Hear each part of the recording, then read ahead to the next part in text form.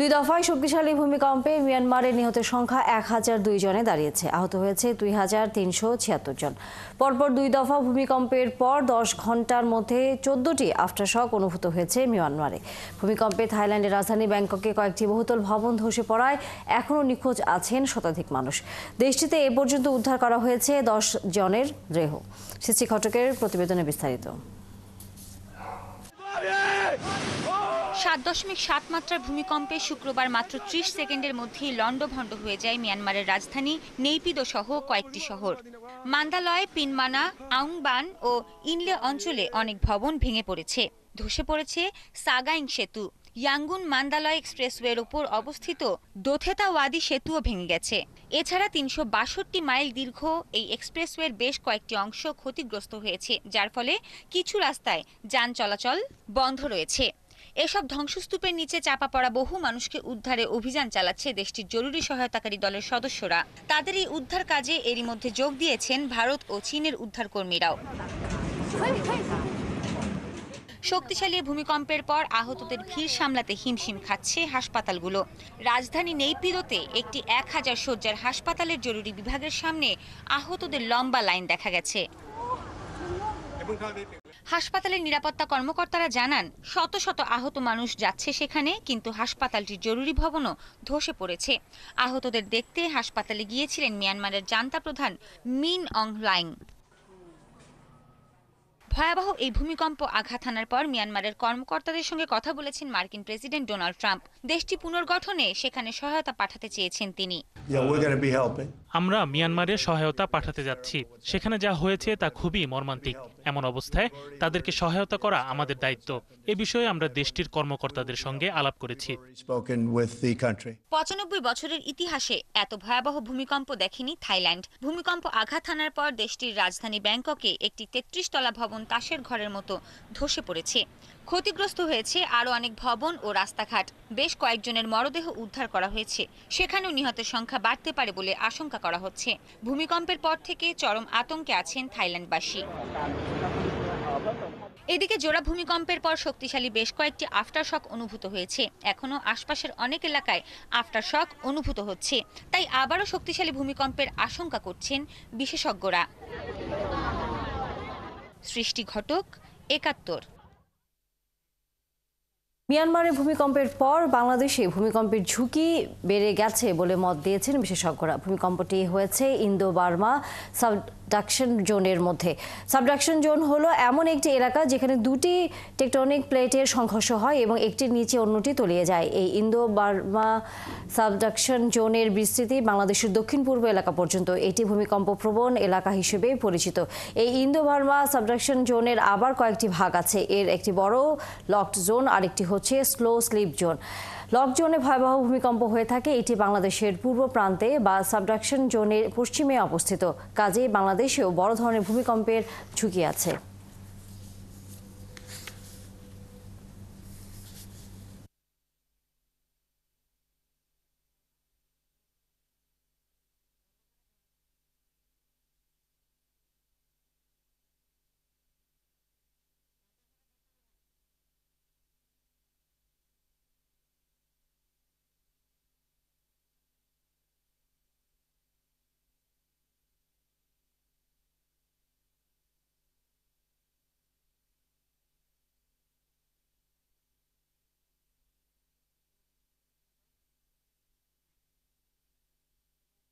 বাংলাদেশে ভূমিকম্পের ঝুঁকি নিয়ে আলোচনার জন্য আমাদের সাথে যুক্ত হচ্ছেন ভূমিকম্প নিরাপত্তা বিশ্লেষক মেজর অবসরপ্রাপ্ত শাকিল নওয়াজ। শাকিল নওয়াজ, আপনাকে স্বাগত সংবাদ সংযোগে। আমাদের সকলেরই আসলে প্রথম জিজ্ঞাসা সেটি হচ্ছে, এই দুই দেশের ভূমিকম্প 7.7 মাত্রা যখন হয় তখন বাংলাদেশের ভূমিকম্পের মাত্রাটা আসলে কতটুকু বেড়ে গেল? দেখেন, আমি ধন্যবাদ জানাচ্ছি প্রথমে আমাকে আমন্ত্রণ জানানোর জন্য। বাংলাদেশের জন্য যে প্রবলেমটা হচ্ছে, বাংলাদেশের যেটা হলো প্লেট বাউন্ডারি, যদি আমরা বলি যেটা ইন্দো বার্মা প্লেট বাউন্ডারি, যেটা আমরা বলে থাকি যে যেটাকে আমরা বলে থাকি চট্টগ্রাম এবং মায়ানমার ফল্ট যেটা বলে থাকি, এটা সাবডাকশন জোন। কিন্তু এটা এবং প্রতি বছর এটা কিন্তু 40 থেকে 50 সেন্টিমিটার কিন্তু ইন্ডিয়ান প্লেটটা বার্মিস মাইক্রো প্লেটের ভিতরে কিন্তু সাবডাক্টেড হয়ে যাচ্ছে। এতে প্রচুর পরিমাণে কিন্তু স্ট্রেস ডেভেলপ হচ্ছে, স্ট্রেসের ফলে কিন্তু প্রচুর পরিমাণে কিন্তু আপনার এনার্জি এখানে ডেভেলপ হচ্ছে এবং এই দুইটা প্লেট কিন্তু আপনার ইন্টারলক রয়েছে এবং এটা যদি আপনার প্রচুর পরিমাণে প্রেশার ডেভেলপ হয় তাহলে কিন্তু প্লেট একটা আরেকটা চ্যুতি হবে আর এই জায়গাতে ট্র্যাক স্লিপ স্ট্রাইকটা হবে, মানে একটা প্লেট দাঁড়িয়ে থাকবে আর একটা প্লেট নিচে চলে যাবে।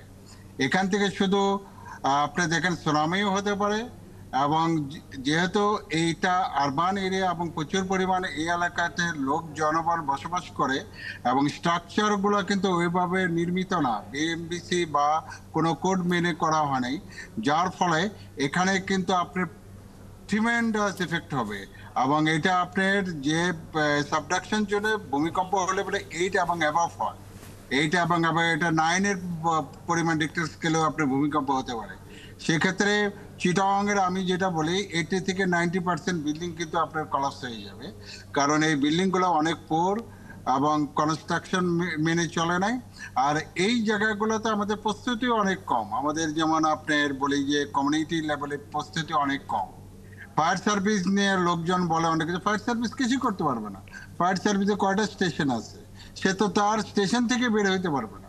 তো এখানে কমিউনিটি যদি রেজিলিয়েন্সি ডেভেলপ না করা হয় তাহলে কারো ক্ষমতা নাই এবং মৃত্যু আর মৃত্যু গুনতে হবে, আমাদের ডেড বডি আর ডেড বডি গুনতে হবে, আর কিছুই করার নাই এবং পরিবেশ নষ্ট হয়ে যাবে এবং এমনও হইতে পারে যে কিছু এলাকায় অ্যাবান্ডন ঘোষণা করতে হবে।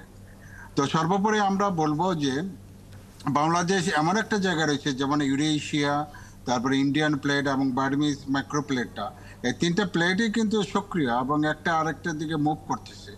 এখানে আমরা খুবই ভয়াবহ অবস্থা রয়েছি। তো এখান থেকে মুক্তি যেহেতু পাওয়ার জন্য আপনিও বলছিলেন যে আমরা আসলে খুবই ভয়াবহ অবস্থার মধ্যে দিয়ে আছি, তাহলে যদি আমরা বাংলাদেশের বিভিন্ন শহরগুলোকে নিয়ে চিন্তা করি, ঢাকার কথা তো অবশ্যই প্রথমে আসে এবং আপনিও চট্টগ্রামের কথা বলছিলেন, সবচেয়ে ঝুঁকির মধ্যে আসলে কোন শহরটি আছে এবং সেই শহরে ভূমিকম্প হলে কতটুকু আসলে আমরা বলা যায় নিজেদেরকে রক্ষা করতে পারবো, সেই রকম ব্যবস্থাপনার জায়গাটাও আসলে আছে কিনা আপনার দৃষ্টিতে? দেখেন, ভূমিকম্পের জন্য যেটা যেটা আমি বলে থাকি, সর্বপ্রথম যেটা হলো যে আপনার যেটা বডি ওয়েভ এবং আপনার সারফেস ওয়েভ রয়েছে এবং আপনি যদি দেখেন থাইল্যান্ড এবং মিয়ানমারে যে ভূমিকম্পটা হয়েছে সেটা কিন্তু বডি ওয়েভের চেয়ে সারফেস ওয়েভটা বেশি এফেক্টিভ এবং থাইল্যান্ডের যে ভূমিকম্পটা যেটা ডিস্ট্রাকটিভ হয়েছে অ্যাবসলিউটলি আপনার কিন্তু এটা আমি বলবো সারফেস ওয়েভের জন্য। সারফেস ওয়েভের ভিতরে লাভ ওয়েভ এবং রিলে ওয়েভটা এটা ম্যাসাকার করে ফেলেছে। তো বাংলাদেশের জন্য হয়তো আপনি বলবেন যে চট্টগ্রামে যে সাবডাকশন থেকে ভূমিকম্প হয়েছে এটা চট্টগ্রামে তো ক্ষতি করবেই, but it will have the partial effect, মানে এটা ট্রিমেন্ডাস ইফেক্ট ঢাকাও হইতে পারে, কারণ ঢাকার যে জমিগুলো হলো এটা 60 থেকে 70% এরিয়া কিন্তু আর্টিফিশিয়াল আর্থ ফিলিং, মানে পোর সয়েল বালু দিয়ে তৈরি করা, বালুর উপরে নির্মিত বিল্ডিং গুলো হয়েছে যেগুলো বিল্ডিং কোড মেনে চলে নেই। তো এই জায়গায় যদি আপনি এফেক্ট করে তাহলে দেখা যায় ভূমিকম্প হয়তো হয়েছে, এপিসেন্টার হয়তো চট্টগ্রাম, এপিসেন্টার হয়তো আপনার ডকি ফল্টে, বাট এটার কিন্তু ট্রিমেন্ডাস ইফেক্ট হবে ঢাকাতে, কারণ এটার মাটিটা খুব খারাপ। তো এখানে বিল্ডিং গুলো তৈরি করতে হলে পরে জিও ইঞ্জিনিয়ারিং ডাটা বলেন সব কনসিডারেশন নিয়েই কিন্তু বিল্ডিং গুলো করা উচিত, পাইলিং, তারপরে হলো এখানে কলাম, এখানে বিম, এখানে ফ্লেক্সিবল হইতে হবে, রিজিড হলে পরে কিন্তু বিল্ডিং গুলো বেশি কলাপস হবে এবং এই কনসিডারেশন নিয়ে যদি বিল্ডিং গুলো তৈরি করা হতে পড়বে এবং এখনো যদি করা হয় এই বিল্ডিং গুলো টিকবে, আর যেগুলো করা হয় নাই সেগুলো কিন্তু ধসে পড়ে যাবে। আমি মনে করব যে বাংলাদেশে যে ডিজাস্টার মিনিস্ট্রি আছে এবং রাজুক যারা আছে তাদের ইমিডিয়েটলি এটা করা উচিত। তারা এটা গায়সারা একটা করছে, তাদের যে রিপোর্ট আছে এটা গায়সারা রিপোর্ট, এটা গ্রাউন্ডে কিন্তু কোনো এটার কোন বিল্ডিংটা কি ধরনের তাদের অ্যাসেসমেন্ট কিন্তু নাই। হাইপোথিসিস ওয়েতে তারা ডেভেলপ করেছে 72,000 বিল্ডিং ভেঙে যাবে, 2 লাখ বিল্ডিং বাইরে, এটা হাইপোথিসিস, কিন্তু প্রত্যেকটা বিল্ডিং যে অ্যাসেসমেন্ট করবে সেটা কিন্তু রাজুক বা কেউ করেনি। তো এই জায়গায় আমি মনে করি যে ইন্ডিভিজুয়াল বিল্ডিং অ্যাসেসমেন্ট করে সেগুলো রেক্টিফিকেশন বা এটা স্ট্যান্ডার্ডিং এর ব্যবস্থা করতে হবে। আর কমিউনিটি ডেভেলপ করতে হবে। তা না হলে এখানে আসলে ছোট করে আমাদের আলোচনা আসলে শেষ করতে হবে, কিন্তু ছোট করে আসলে আমরা আপনার কাছ থেকে আবারও একটু পরামর্শটা শুনে নিতে চাই, কারণ যেহেতু আপনিও বলছিলেন যে আমরা ঝুঁকির বাইরে না কোনোভাবে, সেটি হচ্ছে ভূমিকম্প হলে প্রাথমিকভাবে আমরা নিজেদেরকে কিভাবে রক্ষা করব। That's great. প্রাথমিকভাবে নিজেকে রক্ষা করার জন্য একটা হলো যে আপনার যেটা হলো কমিউনিটি লেভেলের প্রিপারেশন, যেটা হলো আপনাকে জানতে হবে ভূমিকম্প হলে পরে আপনি কোন অবস্থানে যাবেন। প্রত্যেকটা ইন্ডিভিজুয়াল লোক জানবে তার বাড়ির সেফটি অবস্থা কি, কারণ ভূমিকম্প হলে পরে সে মানে ট্রিমর যেটা ট্রিগার হলে পরে ইউ ক্যানট মুভ, 1 মিনিটের মতো মুভ করা যাবে না। সেই জন্য বাড়িতে একটা সেফটি জায়গা অবস্থা করতে হবে, এবং ওই জায়গাতে অবস্থান করার পরে আপনি 60, 59 থেকে 1 পর্যন্ত কাউন্ট করার পরে যখন আপনি দেখবেন যে সবল আছেন, সুস্থ আছেন, তখন তাড়াতাড়ি আপনাকে বের হয়ে যেতে পারবে। কারণ হলো মেন ভূমিকম্পের পরে কিন্তু দেখা যাচ্ছে যে থাইল্যান্ডেরটা 12 মিনিট পরেই কিন্তু আপনার এটা হয়েছে, আপনার সেকেন্ডারি ওয়েভ কিন্তু আসছে। তো এরকম কিন্তু সেকেন্ডারি ভূমিকম্প কিন্তু আসবে 4-5 মিনিটের ভিতরে। যত তাড়াতাড়ি বিল্ডিং থেকে বের করে খোলা আকাশের নিচে দাঁড়াতে হবে এবং ওয়েট ফর মানে মানে ন্যাশনাল লেভেলের মানে আপনার কলের জন্য অপেক্ষা করতে হবে আপনি বিল্ডিং এ প্রবেশ করতে পারবেন কিনা। বাট থামরিল হলো 1 মিনিটে জন্য অবস্থান নেওয়ার জন্য সেফটি জায়গা আপনার বিল্ডিং এ একটা তৈরি করতে হবে, নির্বাচন করতে হবে। এবং বেস্ট পজিশন হলো ভীম এবং কলামের সংযোগস্থল। এবং কোনো অবস্থাতেই একটা বড় বিল্ডিং এর নিচে অবস্থান নেওয়া যাবে না। বিল্ডিং থেকে যখন বের হয়ে আসবেন তখন খোলা আকাশের নিচে অবস্থান করতে হবে। এটা হলো প্রাইমারি। বাকি হলো যে ডিভাস্টেটিং যদি হয়, এটা যদি ডিস্ট্রাকটিভ কোনো কিছু হয়, প্রচুর ক্ষয়ক্ষতি হয়, তখন কিন্তু ন্যাশনাল পর্যায়ে এটা ব্যবস্থা নেবে, তারা শেল্টারের ব্যবস্থা, তারপরে বাদ বাকি ব্যবস্থাগুলো নেবে। ঠিক আছে, এটা হিউজ প্রিপারেশন দরকার। আপনি কিন্তু আমি বলবো যে খোলা আকাশের নিচে অবস্থান নেওয়ার কথা বলছিলেন প্রাথমিকভাবে, কিন্তু ঢাকা শহরে বা পুরো বাংলাদেশের খোলা আকাশের নিচে দাঁড়ানোর মতো অবস্থাটা আসলে আছে কিনা, যে প্রশ্ন বারবারই আসলে আসে, সেভাবে নিজেদেরকে আমরা আসলে রক্ষা করতে পারবো কিনা যদি বড় ধরনের কোনো ভূমিকম্প হয়। ধন্যবাদ শাকিল নওয়াজ, যুক্ত হয়েছেন আপনি আমাদের সাথে। নিশ্চয়ই আবারও সামনে কথা হবে এই বিষয় নিয়ে। দর্শক, ভিন্ন প্রসঙ্গে যাব এবার। আওয়ামী লীগের 15.5 বছরের শাসনামলে বাংলাদেশ থেকে পাচার হওয়া বিপুল অর্থ দেশে ফেরানো মিশনে নেমেছে Bangladesh bank. Governor Ahsan H মনসুরের একটি সাক্ষাৎকার প্রকাশ করেছে অনলাইন আল জাজিরা। শুক্রবার সংবাদ মাধ্যমটির ইনভেস্টিগেটিভ ইউনিটকে দেয়া এক সাক্ষাৎকারের ভিত্তিতে প্রতিবেদনটি প্রকাশ করা হয়। সাক্ষাৎকারে আহসান এইচ মনসুর গত 1 দশক ধরে ব্রিটেন, সংযুক্ত আরব আমিরাত, যুক্তরাষ্ট্র, মালয়েশিয়া এবং সিঙ্গাপুরের কোটি কোটি ডলার পাচারের সঙ্গে বাংলাদেশের 11টি প্রভাবশালী পরিবারের বিরুদ্ধে যুক্ত থাকার অভিযোগ রয়েছে, যাদের সম্পদের সন্ধানে কাজ করছে কেন্দ্রীয় ব্যাংকের 11টি বিশেষজ্ঞ দল। 11টি পরিবারের মধ্যে একটি পরিবারের বিরুদ্ধে $15 বিলিয়ন মূল্যের সম্পদ পাচারের অভিযোগ রয়েছে, যার মধ্যে একটি ব্যাংক থেকে প্রায় 90% আমানতে তুলে নিয়ে গেছে তারা। ব্যাংকটি এখন প্রায় ভেঙে পড়ার দ্বারপ্রান্তে।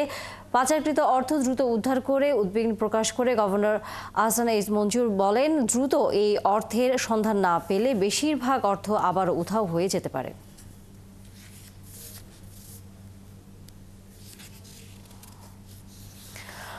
অন্তর্বর্তী সরকারের প্রধান উপদেষ্টা ডক্টর মোহাম্মদ ইউনূস বলেছেন, বাংলাদেশের অর্থনৈতিক ব্যবস্থা দেশের মানুষকে দারিদ্র্য সীমার নিচে থাকতে বাধ্য করেছে।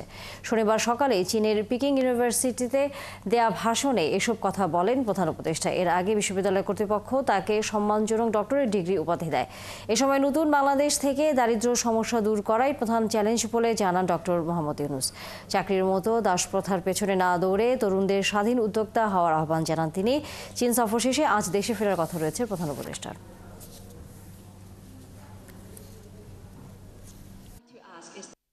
That civilization must know that there is no environmental hazard left anymore, and that can be done with just creating a financial system, creating an economic system which doesn't depend on creating carbon emission. Carbon emission is going to kill us, so we have to get rid of carbon emission. We have to make sure there is no wealth concentration. We have to make sure there is no unemployment. So I come with a simple formula by saying we have to create a civilization of 3 zeros. 0 net carbon emission, 0 wealth concentration, and 0 unemployment. ঈদের সময় কোনো ধরনের ষড়যন্ত্রের হুমকি নেই বলে জানিয়েছেন স্বরাষ্ট্র উপদেষ্টা জাহাঙ্গীর আলম চৌধুরী শনিবার গাবতলী বাস টার্মিনাল ও আশেপাশের এলাকা পরিদর্শনে এসব কথা বলেন স্বরাষ্ট্র উপদেষ্টা। দীর্ঘ ছুটির সময় রাজধানীর নিরাপত্তার স্বার্থে পুলিশ সহ আইন শৃঙ্খলা বাহিনী ছুটিতে যাচ্ছে না বলেও জানান তিনি। এছাড়া ঈদের সময় বাসে টাকা বাড়তি ভাড়া নিলে ব্যবস্থা নেওয়ারও হুঁশিয়ারি দেন স্বরাষ্ট্র উপদেষ্টা।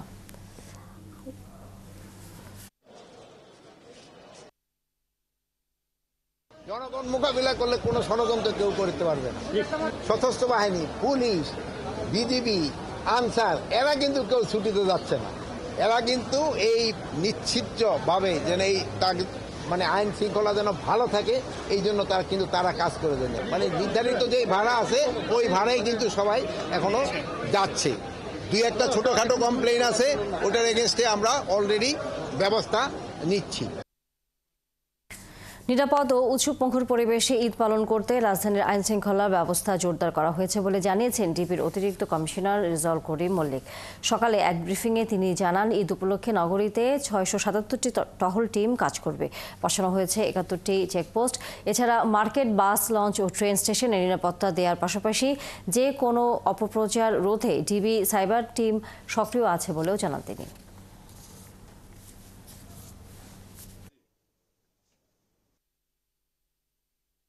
পুলিশকে সহায়তা করার জন্য ইতিমধ্যে অক্সিলারি ফোর্স নিয়োগ করা হয়েছে এবং আইন শৃঙ্খলা রক্ষায় তারা কার্যকর ভূমিকা পালন করে আসছে। ইউনিফর্ম পুলিশের পাশাপাশি মহানগরীর নিরাপত্তায় ডিবির উল্লেখযোগ্য সংখ্যক টিম কাজ করে যাচ্ছে ও যাবে। মহানগরবাসী যাতে নিরাপদে ও স্বস্তিতে ঘরে ফিরতে পারে এবং কোনো ধরনের বিরূপ পরিস্থিতির সম্মুখীন না হয় সেই জন্য ঈদ পরবর্তী সময়ে বিশেষ অভিযান পরিচালনা করবে ডিবি। ঈদের ছুটিতে আজও রাজধানীর বিভিন্ন বাস টার্মিনাল থেকে ঢাকা ছাড়ছেন যাত্রীরা। তবে এবছর সড়ক পথে যাত্রীদের চাপ অনেকটাই কম। এদিকে টিকিট জালিয়াতির অভিযোগে একটি বাস কাউন্টারে 5,000 টাকা জরিমানা করা হয়েছে। ঈদের ছুটি লম্বা হওয়ায় এর মধ্যে অনেকেই ঢাকা ছেড়ে গেছেন। তাই ঈদের আগে বাসে যাত্রীদের চাপ কমেছে। তার উপর নির্দিষ্ট সময়ে বাস ছেড়ে যাওয়ায় ভোগান্তি ছাড়াই যেতে পারছেন যাত্রীরা। তবে সায়দাবাদ, গাবতলী সহ অন্যান্য টার্মিনালে টিকিটে অতিরিক্ত ভাড়া আদায়ের অভিযোগ করেছেন অনেক যাত্রী। এদিকে বাস স্ট্যান্ডগুলোতে যাত্রীদের দুর্ভোগ কমাতে পুলিশ, র্যাব ও বিআরটি এর ভ্রাম্যমাণ আদালত কাজ করছে। এছাড়া একই টিকিটে নাম্বার দুজনের কাছে বিক্রির অভিযোগে গাবতলীতে এক বাস কাউন্টারকে 5,000 টাকা জরিমানা করেছে ভোক্তা অধিকার সংরক্ষণ অধিদপ্তরের কর্মকর্তা।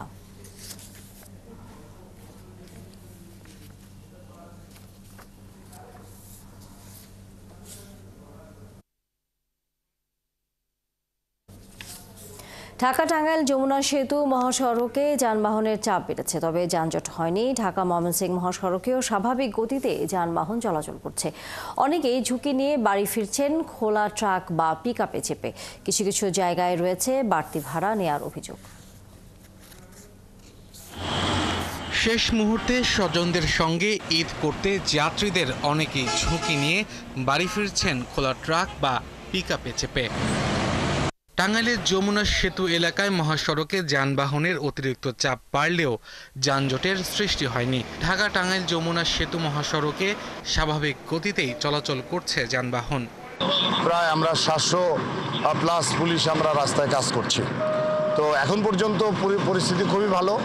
আপনারা দেখতে পাচ্ছেন রাস্তা এখন ভালো অবস্থানে আছে। সিরাজগঞ্জের যমুনা সেতুর পশ্চিম মহাসড়কেও কোনো ভোগান্তি হচ্ছে না যাত্রী ও চালকদের। রাস্তাঘাট অবস্থা খুবই ভালো, কোনো সমস্যা নেই। জাম আছে, এটা হলো আপনার নবীনগর থেকে চন্দ্রা পর্যন্ত জাম। গাজীপুরের চন্দনা এলাকায় কিছুটা ধীর গতিতে যানবাহন চললেও তেমন দীর্ঘ হচ্ছে না। ঢাকা-ময়মনসিংহ মহাসড়কের কয়েকটি পয়েন্টে থেমে থেমে যানজটের সৃষ্টি হচ্ছে। আগে ছিল 700 টাকা ভাড়া আর এখন হয়েছে 2000 টাকা ভাড়া। আমরা যাতে পাচ্ছি পরিবারের সাথে ঈদ করতে যাব, একটু দূর গেলে একটু ভালো হয় আর কি। সাভারের ঢাকা আরিচা এবং নবীনগর চন্দ্রা মহাসড়কে কিছু পরিবহনের বিরুদ্ধে অতিরিক্ত ভাড়া নেওয়ার অভিযোগ করেন যাত্রীরা। কিছুটা ধীরগতি থাকলেও এবারের ঈদে বাড়ি ফেরার যাত্রায় ঢাকা-চট্টগ্রাম মহাসড়কের কুমিল্লা অংশ স্বস্তিতেই পাড়ি দিচ্ছেন মানুষ। যানজট নাই, সুন্দর গাড়ি চলাচল করতেছে। এর আগে এরকম সুন্দর পরিবেশ পাওয়া যায় নাই। রাস্তাঘাট তো ভালো চলতেছে, মানে ততটা নাই, আইতে হালকা কিছুটা পাইছি, তত বেশি জাম পাই পাই নাই। দক্ষিণের 21 জেলার লাখো মানুষ পদ্মা সেতু দিয়ে উৎসবের আমেজে বাড়ি ফিরছেন। কখনো কখনো যানবাহনের চাপ বেড়ে লাইন লম্বা হচ্ছে, আবার কখনো ফাঁকা হয়ে যাচ্ছে। মানিকগঞ্জের পাটুরিয়া দৌলদিয়া নৌপথের লঞ্চ ঘাটে যাত্রীর সংখ্যা বাড়লেও নেই ভোগান্তি। ঘাটে আসা মাত্রই লঞ্চে উঠে যাচ্ছেন দক্ষিণ পশ্চিমাঞ্চলের মানুষ। ফেরি পারাপারে নেই দীর্ঘ সময়ের অপেক্ষা। আজ মা বাবার সাথে ঈদ করার মজাই অন্যরকম, কোনো সমস্যা নেই ইনশাআল্লাহ। রাজবাড়ীর দৌলদিয়া ফেরি ও লঞ্চ ঘাটে নেমে যাত্রীরা বাস, মাহেন্দ্র ও মোটরসাইকেলে চড়ে তাদের গন্তব্যে চলে যাচ্ছেন। আব্দুল আল মামুন, ৭১। প্রিয় মানুষদের সাথে ঈদের আনন্দ ভাগাভাগি করতে রাজধানী ছাড়ছেন ঘরমুখ মানুষ। ঈদের এই যাত্রায় রেল পথের কোথাও এখনও অস্বস্তির অভিযোগ পাওয়া যায়নি। এবারে নির্বিঘ্নে ঈদ যাত্রা নিশ্চিতে রেলওয়ের সবাই চেষ্টা করছে বলে মনে করছে কর্তৃপক্ষ। ট্রেনে আগাম টিকিটে ঈদ যাত্রা ষষ্ঠ দিন সকাল থেকে কমলাপুর রেলওয়ে স্টেশনে ভিড় করেছেন যাত্রীরা। আগেভাগে স্টেশনে ট্রেনের টিকিট কাটায় নির্ধারিত যাত্রী ছাড়া বাড়তি যাত্রীর কোনো চাপ নেই। সকাল থেকে সব ট্রেনে নির্ধারিত সময়ে গন্তব্যের উদ্দেশ্যে ছেড়ে যাচ্ছে ট্রেন। বড় কোনো শিডিউল বিপর্যয় না থাকায় স্বস্তিতেই বাড়ি যেতে পারছেন যাত্রীরা। এবার লম্বা ছুটি থাকায় দুর্ভোগ এড়াতে অনেকেই আগে পরিবারের সদস্যদের বাড়িতে পাঠিয়ে দিয়েছেন। তাই তেমন ভোগান্তি হবে না বলে মনে করছে কর্তৃপক্ষ। এদিকে এবারের ঈদ যাত্রা স্বস্তিদায়ক করতে রেলওয়ের সবগুলো বিভাগের কর্মকর্তারা দায়িত্বশীলতার পরিচয় দিয়েছে বলে জানালেন কমলাপুর রেলওয়ে স্টেশন ম্যানেজার। গত বছরের তুলনায় এবার ভিড় অনেকটাই নেই এবং যাত্রীর সংখ্যা বেশি থাকলেও ট্রেনগুলো নিয়মিত যাচ্ছে, যার কারণে মনে হয় স্বস্তিতেই বাড়ি ফিরতেছি আমরা। একটা কফি টিকিট দিয়ে আবার 4-5 জনে ঢুকতেছে। না, টিকিট পাটা কোনো ঝামেলা হয় না, এই তো আসলাম উঠলাম, কোনো ঝামেলা হয় নাই। ভালো, অনেকটা স্বস্তি আছে, অতটা ভিড় নাই, ট্রেনে অতটা লোক নাই, ট্রেনের ভিতরে অতটা ভিড়ের চাপ নাই, ভালো লাগছে। চলছে সংবাদ সংযোগ, ফিরছে একটা বিরতির পর। থাকুন ৭১-এর সাথে। আছেন ৭১-এ, চলছে সংবাদ সংযোগ। এবার ঈদগাহ ময়দানে ঈদের জামাতে কোনো নিরাপত্তা হুমকি নেই বলে জানিয়েছেন ঢাকা দক্ষিণ সিটি কর্পোরেশনের প্রশাসক শাহজাহান মিয়া। এখনও সকাল 8:30টায় প্রধান জামাত হবে বলে জানিয়েছেন তিনি। শনিবার সকালে ঈদ জামাতের প্রস্তুতি দেখতে গিয়ে এসব কথা বলেন জেলা প্রশাসক। তিনি আরও জানান, বৈরী আবহাওয়া থাকলে সকাল 9টায় বায়তুল মোকাররমে ঈদ জামাত হবে। এবার ৩৫,০০০-এর বেশি মানুষ একসাথে ঈদের জামাতে অংশ নিতে পারবেন। রাষ্ট্রপতি মোহাম্মদ শাহাবুদ্দিন ও প্রধান উপদেষ্টা ডক্টর মোহাম্মদ ইউনূস এই জামাতে অংশ নেবেন।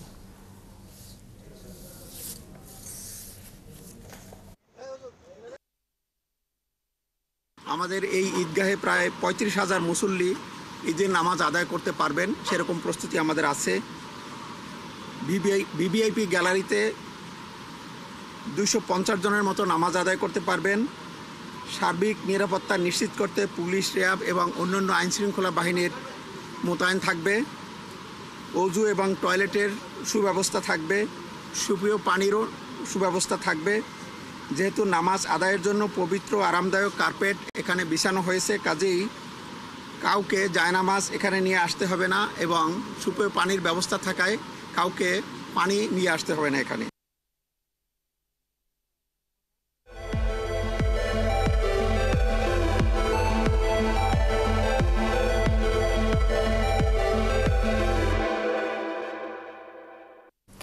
ভোলায় জমে উঠেছে ঈদের বাজার। মার্কেট আর বিপণী বিতানে ভিড় করছেন ক্রেতারা। আর ঈদের বাজার ধরতে হাল ফ্যাশনের পোশাকের পসরা সাজিয়ে বসেছেন দোকানিরা। গভীর রাত পর্যন্ত চলছে বেচাকেনা। কেনাকাটায় ব্যস্ত সময় পার করছেন ক্রেতারা। তবে দাম নিয়ে অভিযোগ সবার। কামরুল ইসলামের তথ্যছবিতে বিস্তারিত। সকাল থেকে গভীর রাত পর্যন্ত কেনাকাটায় সরগরম ভোলার বিভিন্ন মার্কেট। শেষ মুহূর্তে বেড়েছে কেনাকাটা। শহরের কেজাহান shopping complex, Zia super market, Haque market, Chawkbazar সহ সব জায়গায় মানুষের উপচে পড়া ভিড়। তবে নামি দামি বিপণী বিতানে বেচাকেনা কিছুটা কম থাকলেও সাধারণ মার্কেট ও বাজারগুলোতে ভিড় বেশি। হাল ফ্যাশনের বাহারি পোশাক কিনছেন তারা। তবে পোশাকের দাম নিয়ে অভিযোগ ক্রেতাদের। আসছি বাচ্চাদের জন্য ঈদের কেনাকাটা করার জন্য, নতুন নতুন বের হয়েছে, এখন দামাদামি এখনো মানে দেখি নাই, দেখবো, ভালো লাগছে। গতবারে যেরকম ড্রেস ছিল, যে দাম ছিল, এবার ড্রেসের মান একটু কম কিন্তু দামটা বেশি।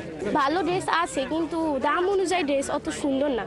আর ক্রেতাদের আকর্ষণ করতে বিদেশি বাহারি সব পোশাক ও পণ্যের পসরা সাজিয়েছেন বিক্রেতারা। 15 রোজার পর থেকে বিক্রি ভালো হচ্ছে বলছেন তারা। তো একটা মাল পাইছি, সেটা হলো হীরা মান্ডি। এটা প্রচুর হিট, বাচ্চারা দেখতেছে। অর্গানজা, তারপর আগানুর যে পাকিস্তানি যে ড্রেসটা আছে ওইটা একটু ভালো সেল হইতেছে আর কি। আমাদের ঈদ যত ঘনে আসছে বেচাকিনির চাপ আরও বাড়তেছে। এদিকে ঈদ বাজারে নির্বিঘ্নে কেনাকাটা নিশ্চিত করতে নেওয়া হয়েছে কয়েক স্তরের নিরাপত্তা। আমাদের চেকপোস্ট আছে, টহল ডিউটি আছে, পাশাপাশি আমাদের গুরুত্বপূর্ণ যে বিপণী বিতানগুলো আছে সেটার সামনে আমাদের স্ট্যাটিক পুলিশ থাকবে। এর বাইরেও আমাদের গোয়েন্দা পুলিশ কাজ করছে। বছরের ব্যবধানে কিছু কিছু পণ্যের দাম বেড়েছে কয়েক গুণ। তবে পোশাকের দাম নিয়ে মিশ্র প্রতিক্রিয়া থাকলেও স্বাচ্ছন্দ্যে ও নিরাপদে ঈদের বাজার করে খুশি ক্রেতারা। শরীফ আজাদ প্রীতম, ৭১।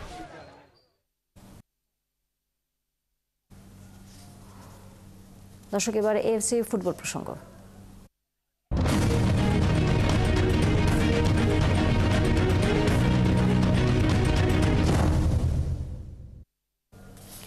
বাংলাদেশ ভারত ম্যাচ দেখার পর বিস্ফোরক মন্তব্য করেছেন Indian football great Baichung Bhutia. হামজাকে পেয়ে বাংলাদেশ তরতর করে এগোচ্ছে, কিন্তু র্যাঙ্কিংয়ে এগিয়ে থাকা ভারত আগামী 1000 বছরেও এগোতে পারবে না। অল ইন্ডিয়া ফুটবল ফেডারেশন কর্তাদের কাজে ফাঁকি আর পরিকল্পনাহীনতাই কি দায়ী? বিস্তারিত মেহেদী নাইমের রিপোর্টে। হামজার কোয়ালিটি যেটা হামজা অ্যাডাপ্ট করে নিবে, আমার প্লেয়ারদেরকে অ্যাডাপ্ট করতে হবে না। হামজার কাছে কোয়ালিটি আছে, ও তোমার আপনার সাথে অ্যাডাপ্ট করো, বিকজ ওকে এই লেভেলের ওকে নামতে হবে, ওর উঠানামার মধ্যে ওই অ্যাডজাস্ট করবে। সাফ সভাপতি কাজী সালাউদ্দিনের কথা সত্য। সুনীল ছেত্রীর ফেরাটা প্রমাণ করে ভারত দুর্বল দল। বাংলাদেশের সঙ্গে ম্যাচ শেষে যেটা আরও দৃঢ় করে। অনেক ফুটবল বিশ্লেষক মনে করেন 40 বছরের ছেত্রীর জায়গায় ইয়াং কাউকে দলে সুযোগ দিলে এগিয়ে যেত ভারত। তাদের অন্যতম ফুটবল গ্রেট বাইচুং ভুটিয়া এবার রীতিমতো ধুয়ে দিলেন অল ইন্ডিয়ান ফুটবল ফেডারেশনকে। বাংলাদেশ ভারত ম্যাচের পর সাফ জানিয়ে দিলেন আগামী 1000 বছরেও ভারত ফুটবল এগোবে না। প্রায় 130 কোটি জনসংখ্যার দেশটার ফুটবলে সাফ ছাড়া বড় কোনো ট্রফি নেই। ওদের দেশ ফুটবলে বিশ্বকাপ জয়ের টার্গেট হিসেবে নিয়েছে ভিশন 2047 পরিকল্পনা। ইন্ডিয়ান এক্সপ্রেসকে দেওয়া সাক্ষাৎকারে বাইচুং বলেন, ভিশন 2047 খাতায় কলমে আছে। এমন চলতে থাকলে 2047 নয় 3047 সাল পর্যন্ত অপেক্ষা করতে হবে আমাদের। সর্বভারতীয় ফুটবল সংস্থার শুধু কথা বললে হবে না, কাজেও করে দেখাতে হবে। ভারতে আই লিগ ভীষণ জনপ্রিয়, বেশ জাঁকজমকপূর্ণও বটে। তবে বাইচুংয়ের ধারণা ধীরে ধীরে ভারত ন্যাশনাল টিম পাইপলাইন হারাবে। বাইচুংয়ের বিস্ফোরক তথ্য ফুটবল কর্তারা কাজে ফাঁকি দেন। প্ল্যান যা করেন সেটা গায়ে জল না লাগিয়ে সমুদ্র পাড়ি দেওয়ার মতোই। এই সুযোগে হামজার পিঠে চড়ে বাংলাদেশের আছে 23 বছর পর সাফ জয়ের সুযোগ। অনূর্ধ্ব 13, অনূর্ধ্ব 15 ফুটবলারদের নিয়ে কাজ হয়, কিন্তু সেটা 15 থেকে 20 দিনের জন্য মাত্র। মুখে বলা হয় আমার রাজ্য থেকে 2500 জন ফুটবলারকে নিয়ে কাজ হয়েছে, কিন্তু সারা বছর এই বাচ্চাগুলো কি করে, কোথায় যায় তারা? বাকি 11 মাস কিছুই করে না। ভারতের সাবেক অধিনায়ক বাইচুং ভুটিয়া ইংল্যান্ডের ৩য় বিভাগে খেলা একমাত্র ভারতীয় ফুটবলার। প্লেয়ারদের উন্নতিতে বিদেশি ক্লাবে খেলার তাগিদ দেন এই গ্রেট ফুটবলার। মেহেদী নাইম, ৭১।